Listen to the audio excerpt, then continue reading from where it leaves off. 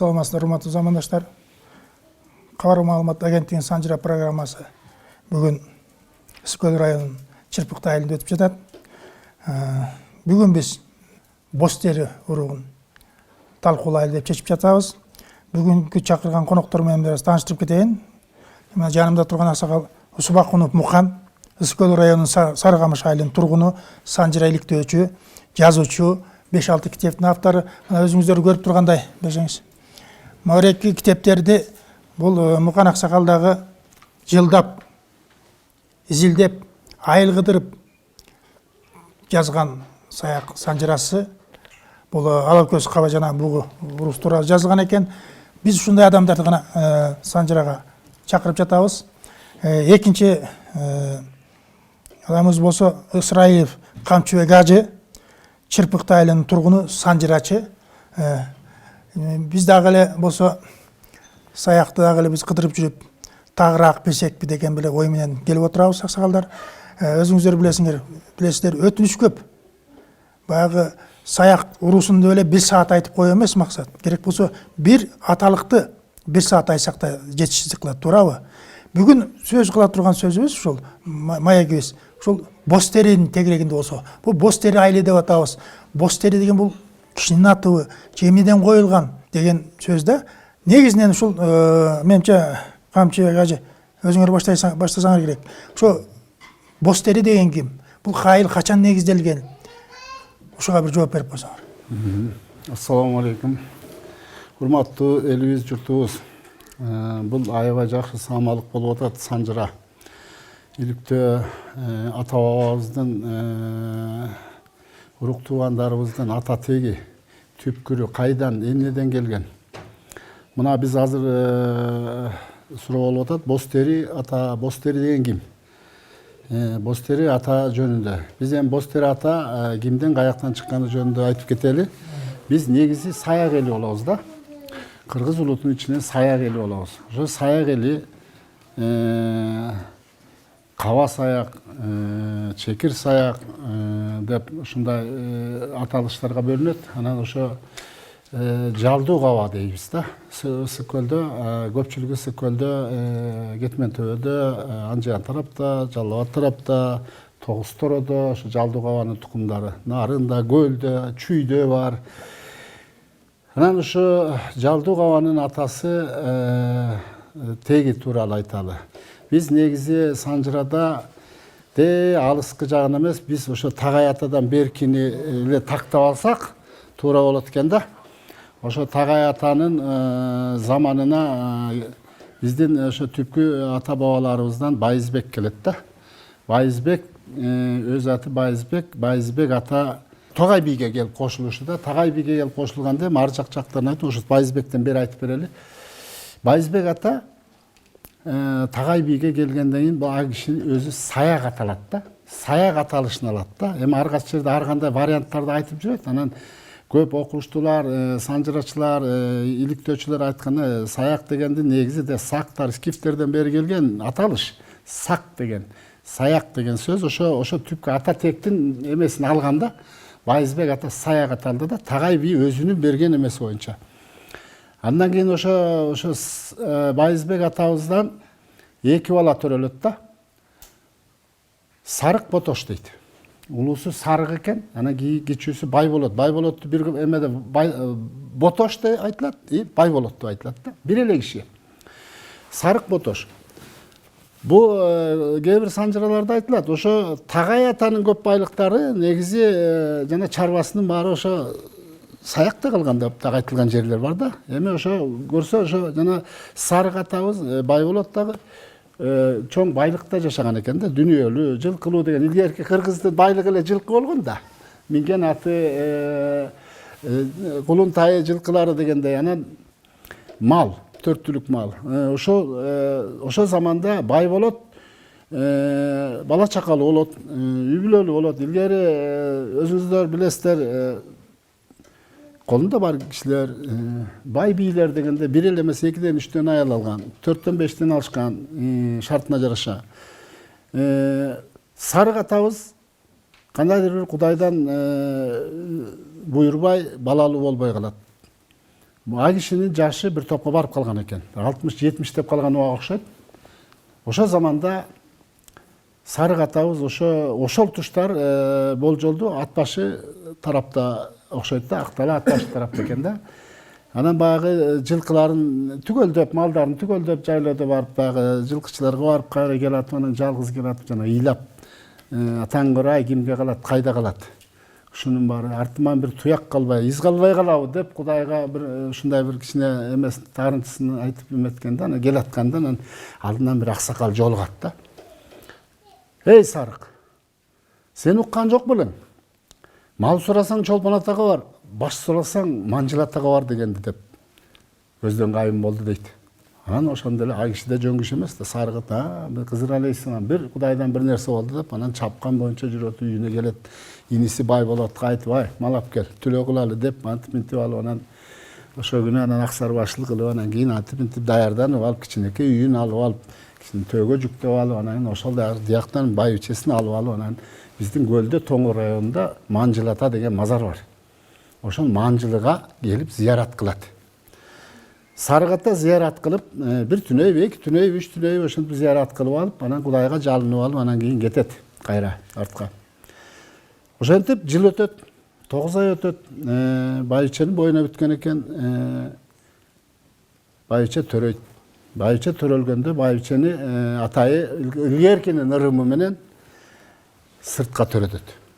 Сыртка төрөтүп, анан аны бул жерде уккан варианттарда бир кабарда Байболот таап келди деп айтылат, бир кабарда Кайдулат деп айтылат. Себеби бар да бул жерде. Анткени ошо мындай деле ойлонуп көрсөк, 70ке чыкканда Сарык балалуу болуп атса, анда жок эле дегенде 65те Байболот. Байболоттун 2-3 аялы болгон экен. Бир аялынан, бул жерден айта кете турган нерсе, бир аялынан Асеке, Айдеке, Күрөң, Чалай деп, ошону Асекеден жана өйдө чектилер мына бир аялдан кеткен. Бир аялдан Кайдулат, Байдулат, Жаштулат деген балдары да бир аялдан. Мына ошол Кайдулат жанагы эме кылып таап келип атат да. Анан Кайдулаттын дагы ошо келинчеги боюнда болгон экен ошол убакта. Кайдулаттын дагы аялы төрөй турган убакыт болуп калган экен. Кайдулат баланы таап келип, ал убакта эми терезе жок, боз үйдө. Диге турдукту ачып, эмеден тешиктен берип баланы аны сатып алды болуп, ырымын кылышып, анан атын Каба коет. Жалдуу Каба деп кийин айтылып атпайбы? Каба деп аты коюлат. Кадимки эле Кабатулла биздин атабыз мусулман болгон. Кабатулланын атынан Каба деп эле коюлган. Анан ошол Кайдулаттын жанагы боюнда бар аялы ошол убакта төрөйт. Ошол убакта төрөгөндө ошол баланын атын жанагы себеп түн катып, баланы алып келген себептен түн катар коюлат ошол баланын аты. Андан кийинки баласы Түнтөй да Кайдулаттын баласы болуп айтылат биз уккан вариантта. Анан ошентип Каба төрөлдү. Сарык атабыз балалуу болду, байбичеси экөө кубаныч болду, бирок узакка созулган жок. Анткени Кабанын энеси да атасы да бир келте менен ушундай бир оору менен экөөтөн көз жумуп кайтыш болот дүйнөдөн. 3 жашында кайтыш болгон деп айтышат. Анан ошентип анан кийин Каба Байболоттун колунда калат, Ботоштун колунда. Ботош эч нерседен кем кылбай Кабаны чоңойтот. Каба өзү Кудайдан сурап алган бала болгон себептен жышаналуу болуп чоңойгон экен. Жана жалдуу Каба деп айтылышы бул өзү бир варианттарда жалдуу Каба деп бул желкесинен чычаңына чейин кулунун жалындай болгон үлбүрөгөн жүн болгон экен. Ошол себептен жалдуу деп да айтылган экен да. Анан илгеркилердин дагы бир айткандарында жанагы жаалдуу, каардуу, өткүр же болбосо баатыр деген эле маанидеги да сөз деп айтылып калат да кээ бир жерлердечи, жаалдуу депчи, жалдуу Каба депчи. Анан кийин ошо жалдуу Каба атабыз Байболоттун колунда өсөт. Бул жерден биз боз терини айта алып атпайбызбы? Каба бир атадан жалгыз эле болот. Кабанын бир туугандары жок. Аталаш бир туугандар, бай болоттун балдары калгандары. Жана жаштуу болот. Көзү алайган бала болгон себептен кайтуулат да, жаштуулат да баары тең. Жаштуулат жаш экен, кичүүрөөк окшойт кабадан. Ал көз алайган бала болгон себеби окшойт, ошол себептен ала көз, алаң көз деген себептен калган да. Жана чогуу өскөн бир үйдө алар. Ошон үчүн ала көз каба дайыма чогуу, азыркы убакта ала көз каба аталышы да ушундан да. Кайдуулаттын тукуму түн-катар түнтөйлөр, булар кетмен төбөдө көпчүлүгү, Тогуз Тородо, дагы көлдө аз-аздан ушундай бар да. Анан каба атабыздан биринчи аялынан, бир аялынан айтымда казак кызы деп айтылат, Токтоүй деп кой, ошол энебизден 3 бала төрөлөт. Боз тери, ак тери, эн тери деген. Боз тери, ак тери, эн тери деген 3 бала төрөлгөн экен. Ошол 3 баладан ошо эн тери атабыздын балдары, тукумдары ошо Тогуз Тородо, Жалал Абад тарапта бар дейт. Тогуз Тородо негизинен. Ак териники болсо ошо казак тарапта деп угабыз. Ак теринин тукумдуги кызыл бөрктөрдүн арасында деп айтылат адагы. Көбүнесе ак тери айтылат. Анан негизинен боз тери. Боз тери атабыз жөнүндө аябай көп санжыралар бар, көп тарых бар. Ал киши жөнүндө даже иликтенилектен нерселер бардай да. Анан бул көлдө, ысык көлдө эмне себептен боз тери деген айыл бар.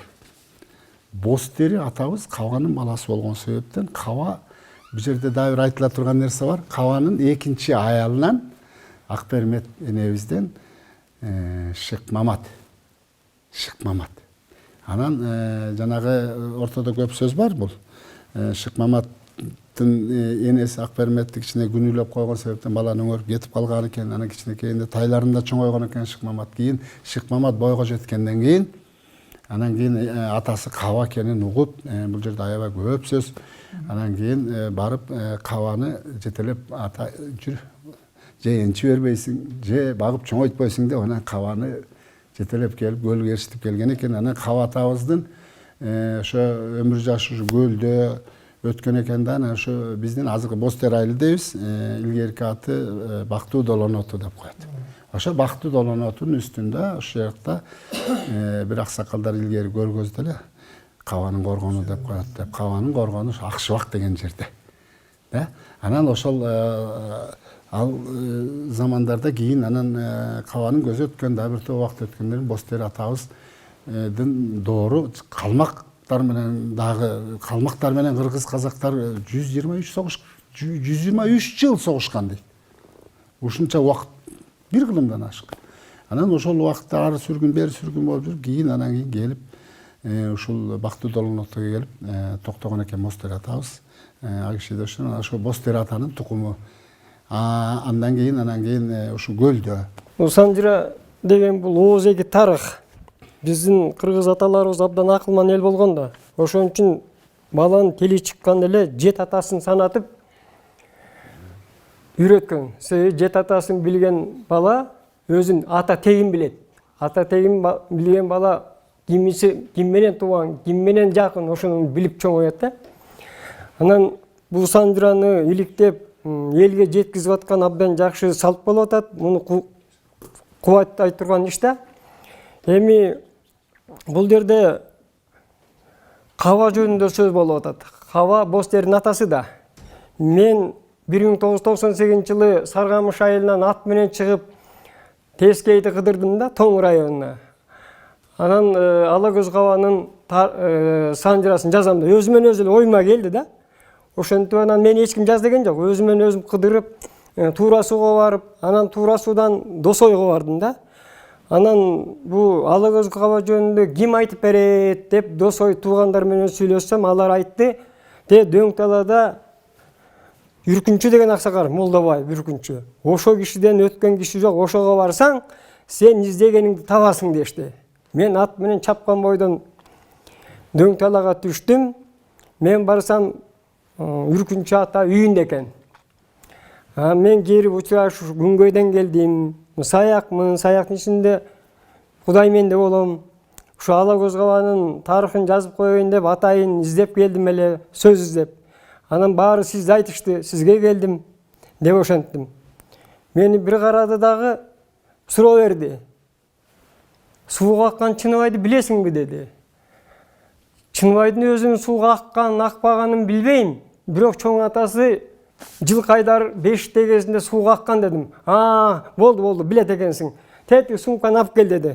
Тамдын боорунда сумка илинип туруптур. Алып бердим. Анан ичин өзү ачты. Анын ичинен записная книжка, чөнтөк деп берди кыргызча. Аны алып чыкты, сырты күрөң. Анан окуй баштадым. Мен акырын көзүмдүн кыйыгын салсам, араб алфавитинен жазылыптыр да. Анан минтип айтты. Буну Мамат Эмин деген молдокебиз жазып кеткен деди. Ал киши мурун өтүптүр да дүйнөдөн. Анан ошо Мамат Эмин молдокенин жазып кеткени боюнча Каба деген Кудайбердинин баласы деди. Кудайбердинин баласы. Жалдуу Каба деген бала болгонго чейин Кудайбердинин Кайдулат деген баласы болгон дейт. Бир гана баласы болгон дейт да, Кайдулат. Анан бул Кудайберди атабыз илгеркиче окуган, ош касыйданы окуганго дейм, жин обурун айыктырган киши экен да. Анан күндөрдүн биринде бул Анжан тараптан илгери бизди аркалык азыркы Ош Жалал Абадты Анжандыктачы да. Кийин баягы орустар басып алып, анан алар орустун генералдары билбейт, анан бизди түндүк түштүк деп бөлүп салбады. Болбосо алар Анжандыкта. Ошол Анжан тараптан бир аксакал киши элет. 13-14 чыгып калган кызы алып, кызы жин оору менен ооруп калган экен да.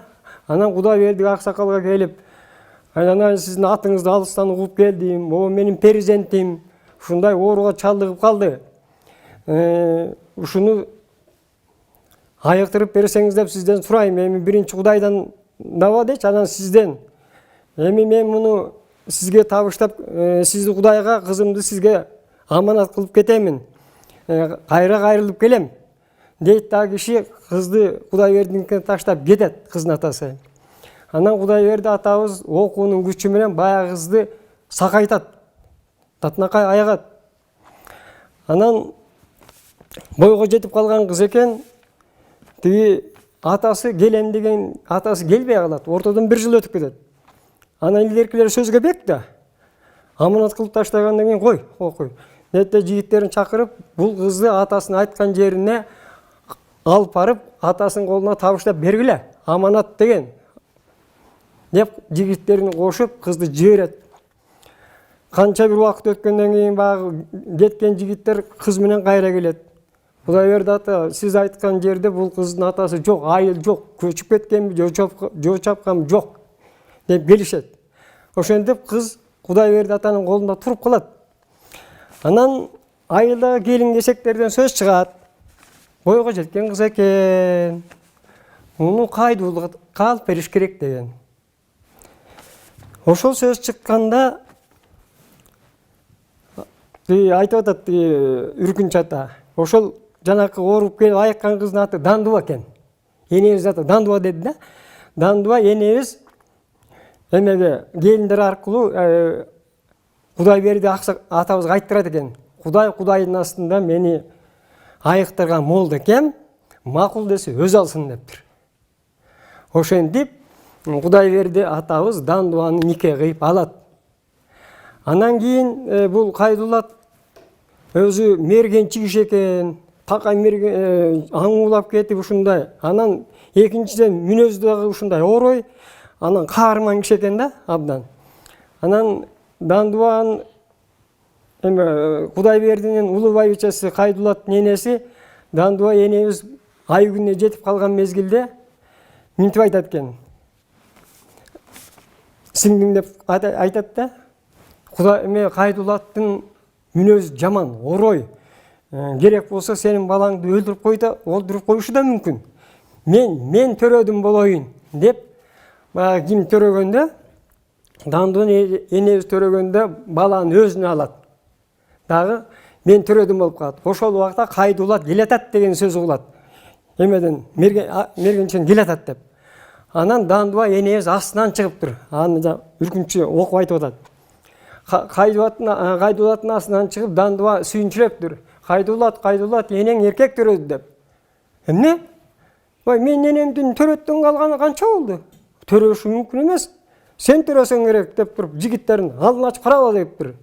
Ошонун алдын ачып караган үчүн Дандуба энебиз отуруп алып каргаптыр. Кайдулат, тукумуң 100ге жетпесин, 100ге жетсе 100ге жетпесин деп каргаптыр. Ошол каргыш бүгүнкү күндө да жанбай келатат да. Кайдулаттар ар бир айылда 5-тен 6-дан. Мындай мисалы бир айыл болуп жашаган кайдулат жок. Анан экинчиси, ал баланы төрөлгөн баланын атын Кудайберди атабыз азан чакырып атын Жандуулат коет. Агасы Кайдуулат да. Анан экинчи бала төрөлөт. Анын атын Байдуулат коет. Анан бирок экөө тең тарыхта экинчи аты менен аталып калышты да. Жалдуугаба, анан Алакөз деп. Анан Алакөздүн мен тетиги Бапада дагы чоң санжырачы кудан болгон Садыбакас деген ошо киши да айтып калды да. Алакөздүн көзү алаңдаган чоң бала окшойт. Анан алаң көзүмдү эркелетип жүрүп, Алакөз болуп кетсе керек деген ада ушинтип айтты да. Ошентип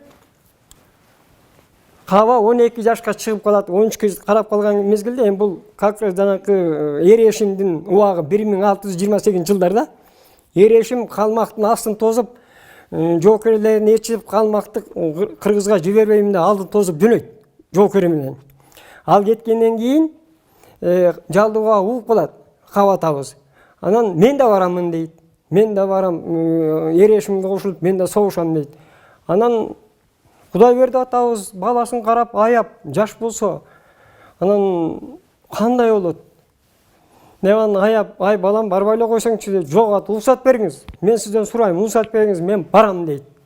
Анан Каба атабыз кой, балам мынчалык ынтызар болуп сурап калды, баланын шагын сындырбайын деп батасын берип, анан Каба Эрешимдин артынан кетет. Анан кууп жетет. Ошондо калмактан бир батыр жекеге чыгып турган экен. Илгерки жоокердик салтта жекеге чыгат эки жактан. Кимиси сайып түшүрсө жеңиш ошо жакка койт да. Анан кыргыз тараптан калмактын батырына киши чыкпай турган экен. Анан ошондо Каба айтат. Эрешимден сурайт, уруксат бериңиз, мен чыгамын дейт. Эрешимди карап туруп, бала, чыксаң чык дейт. Бала ушундай талабы бар экен, ким коелу деп чыгарат. Ошондо Каба калмактын батырын сайып түшүрөт. Анан ким жекеде ким жеңсе жеңиш ошо жака кой деген да. Ошонун эмеси менен кыргыздар дүңгүрөп атаан калмакты жанчытпай берген. Калмактын колун талкалап, анан көп олжо түшөт. Анан кийин олжо түшүп, баягы элдер келип отуруп, Эрешимде отурат тактысында. Анан ушул жерден Кайдулат жакшы бир тууганчылык акылын айткан деп айтты да Молдобай ата. Кимди чакырат? Иниси, аталаш иниси да, Каба. Ай Каба, бери кел. Эртең сен Эрешим чакырат. Ал хан эмеспи дейт. Сага айтат, могу сен аркаң менен биз жеңишке жетиштик. Балам, могу ол колго түшкөн олжонун баары сеники дейт. Баарын алсаң өзүң бил, бөлүштүрсөң өзүң бил деп айтат. Сен олжо албагын дейт. Бул жеңишке жеткен хандын батасы түз катып жейт. Сен бата сурагын дейт. Дегенден кийин агасынын акылы макул дейт. Эртеси чын эле Эрешим астына чакыртат. Баягы Эрөлдө жеңген баланы алып келди. Астына кулду келип салам берип, таазим кылып салам берип атат. Аны айтат. Балам, биздин жеңишке сен аркылуу биз жеңишке жетиштик. Момунча олжо түштү, алтыны бар, күмүшү бар, ушунун баары сеники. Бүт алсаң өзүң бил, бөлүштүрсөң өзүң бил, сеники дейт. Дегенде Каба Кайдулат агасынын акылын укпадыбы? Ханым деп кайра таазим кылып, уруксат этсеңиз мага олжонун кереги жок, батаңызды бериңиз дептир. Атаң көрөй таап кеттиң деген экен Эрешим. Анан Эрешим катуу бата берген. Ошон үчүн Жалдуу Кабанын тукуму көп. Мына бир эле боз терисинин ушул биздин Ысыкөл облусундагы боз теринин бир эле боз теринин тукуму биздин Сарыгамыштан тетиги Тоң районундагы Тоозбулакка чейин боз теринин тукуму бир район болуп турат. Бостеринин өзүнүн казак деген баласы бүт могу эмеде турат, Бостериде. Түтүнү 2000ден ашып кетти го, көп. Ошо киши мен бала жалдыган баласы канча десем 8 деди. Жана мен айтанды унутуп кетиптирмин. Немесе ол жалбасаң алба, бирок биздин колубузга бир жаш казактын келини түштү. Мен тилимди алып, балам ушу келинди сен колуктулуп алгын деген экен. Эрешимдин тилин алып, кабатабыз ошол эң биринчи казак келинге баш кошот. Ошондон түн катар түнтөй деди. Андан экинчи аялынан абат, дуулат, бостери, энтери, анан көктери жоса Кутунай дейти. Анан үчүнчү аялы Акберметтен ушу айтылуу Шыкмамет. Мына Шыкмамат өзүнчө бир район болуп турат азыр. Бир район эл болуп турат. Баласы менин укканым ушул аксакалдары. Абылгазын жазып кеткенде да бар экен да бул, ошондой. Бахадурдун бул? Абылгаз Бахадур. Негизи ушундай варианттары бар да. Жазып кеткен экен да. Жакшы. Эми биз Бостери. Ошол жерде бизден кабатабыздын жанагы айтылып кетпедиби? Эрешимдин колуна кошулуп, калмактар менен аласа бересе такташканга баа катышкан депчи. Эрешим кыргыз казактын башын бириктирип хандык түзгөн. Ошондо жана катаган эли хан турсунду ордуна коюп кеткен. Бирок кечиги 3 жыл жүрүп калган да. Ошондо негизи 6 айга чейин жеткен экен. Анткени биз мындай түшүнөбүз, согуштукан деп элечи. Согуша берген эмес. Барып баш ийдирип, налог төлөтүп, тигиндей мындай болуп ошол маселе менен жүрүп отурган да. Кайра анын жанагы батасын сураган жери дагы, батасын сураганда бир ушундай бир жери бар да. Суу сайын сенин тукумуң болсун деп бата берген деген жери бар. Жалдуу кабага бата берип атат да. Анан бул Эшим хан Сару элинен чыккан. Көнөктүн Сару элинен. Казакта дагы Сару Эсим хан деп, алар биздики дейт, кыргыз биздики дейбиз. Жана илгери казак кыргыз бир эле элбиз деген ушул жерде деле турат. Мына ушул жерде делечи. Анан эми ошол кабатабыздын ошол жанагы Токтойбу деген казак кыздан төрөлгөн балдары Бостери, Актери, Энтери деп атпайбызбы? Ошол Бостери атадан бул Бостери ата Актериси, Энтериси жөнүндө айтып кетпедикпи? Эми ошо Бостери атанын 3 баласы бар да. Казак, Досой, Элтинди. Ошол Казак, Досой, Элтинди азыркы биз айтып өткөн Бостери айылында казак тукуму турат да. Казак тукуму Бостери айылында жана Кашат айылында бар. Аркы Кашаттын ичинде да. Темировканын ар жагында казак тукуму бар да. Менин тайкелерим да.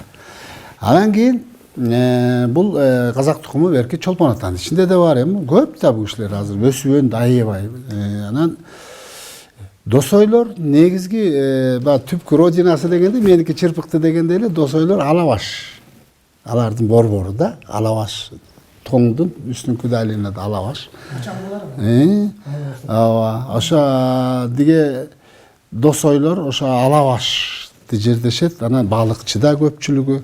Мындай айтып кетсек, ушу Бостери атанын тукумдары жанагы Досой, Элтиндинин тукумдарынын бир көпчүлүгү балыкчы шаарындагы элдин бир 80% менин оюмча 80% ушу биздин Бостери атанын тукуму да. Бул Бостеринин балалык кези. Бул 1700 бул жыл менен 1755-58 жылга чейин кайда жашаган? Бул боюнча философия илиминин доктору Россия Федерациясынын социология академиясынын академиги Хусейин Исаев атайын изилдөө жүргүзгөн экен да. Ал киши 1991 жылы Анжанга барып, Курманжан даткан 180 жылдыгына чакырылат экен. Анан ошол жака барат. Ошого чейин эле биздин айыл чарба институтунда иштеген доцент Рыскул Чойбеков деген менен жакшы тааныш экен. Ал Рыскул Чойбеков өзү ошо Анжан тараптан экен да. Анан ошол айтып жүрчү экен. Ай, Бостери деген сенин атаңбы? Ошо Бостери деген сенин атаң жөнүндө биздин карыларыбыз, көптү көргөндөрүбүз ушул жөнүндө көп айтышат аябай. Эмеден Чал деген жайлоодо үңкүр бар, чоң үңкүр. Ошого калмактын эмелерин, жоокерлерин амал менен киргизип туруп, ошону эме менен ыштап өлтүргөн дейт. Ыштаганда курумшу кийиз, анан бул пахта ушулар менен ыштайт экен да. Ошонун түтүнү ачуу болуп, анан ошо менен өлгөн деп айтат экен. Анан бул Хусейин аба окумушту да ойлонуп калат. Биздин атабыз ошондой. Деп анан кийин 91-жылы тиги эме тойго катышып коюп, анан ошол жерден анан Омурбек жерде турат. Сартбаев деген 68 жашта экен, ошо кишиге жолугат, Базаркоргон району, Базаркоргондон. Анан кийин Дуулатбек Өмүрзаков өзү, анан Рыскул Чойбеков төртөө ошол жерден атка минип, анан ошо Бостери атанын үңкүрүнө жөнөшөт. 4 түнөп жеттик дейт. Чал деген жайлоо экен, жайлоонун аты Чал экен. Анан бул күн чыгыш жагы жалама зоо болот экен дейт. Анан бул күнбатыш жагы Тайпак экен дейт. Анан ошо Чал жайлоого жеткенден кийин анан тиги Омурбек айтты дейт, бала кезинде мал баккан экен да. Мен бала кезинде мал багып ушул үңкүргө да кирип жүргөм деп айтты. Анан ошол үңкүргө алып барып киргизди дейт. Үңкүрдүн бул күн чыгыш жагы 200 метрге чейин кенен экен дейт. Адам кенен басып. А сол жагы тар экен, анан ошол жерде бийиктиги 1 метрден ашык адамдардын сөөгү бар экен дейт. Анан аттын башы, кишинин башы жасалган скульптура бар экен дейт, кадимкидей. Анан кийин ошол Омурбек айтты, бизден дагы ушул үңкүрдүн табышмактуу деп кызыгып, бир топ киши фонарь алып алып 4 күн ошол сол жагы менен кыдырган экен деп айтып берди. Бирок 4-күнү күнү барганда жердин астынан ушундай катуу шаар аккан суунун добушу чыгып, коркуп кайра келишип берди да. Анан Хусейин аба айтып атат, жазып, ушул эменин, ушул үңкүрдүн сыры табышмак экен. Ушуну атайын окумуштуулар изилдөө ишин жүргүзүп, ушул сол жактагы үңкүр каяка барып такалат, кандай сыры бар, ушуну изилдесе болот экен деп айтып кетиптир.